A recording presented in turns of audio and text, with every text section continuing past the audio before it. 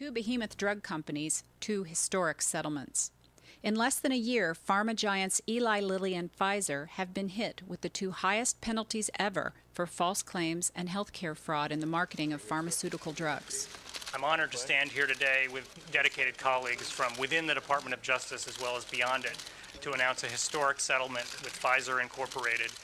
In a combination civil and criminal settlement, Pfizer has agreed to pay $2.3 billion, the largest healthcare fraud settlement in the history of the Department of Justice. Pfizer eclipsed Lilly's groundbreaking settlement in January by almost $1 billion.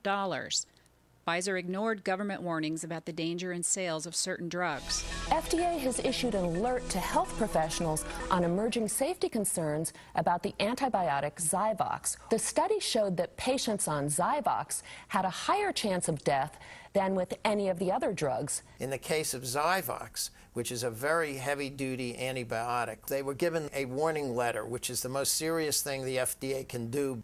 They ignored that. These cases would never come to light if not for insiders, company employees who witness fraud, who then come forward to authorities and blow the whistle. Attorney Jim Pepper is a former pharmaceutical sales rep.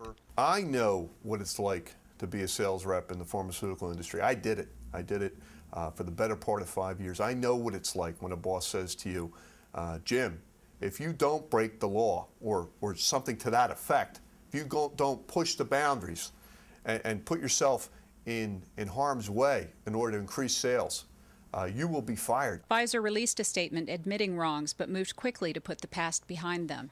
We regret certain actions taken in the past, but are proud of the action we've taken to strengthen our internal controls and pioneer new procedures so that we not only comply with state and federal laws, but also meet the high standards that patients, physicians, and the public expect. Pepper says he's heard it before. 4 separate times this decade, Pfizer disregarded the federal law about promoting drugs off-label. What these whistleblower lawsuits do is they say to pharmaceutical companies, hey, listen, you are not going to put working men and women who are trying to support their families in a box and force them to make a very hard choice.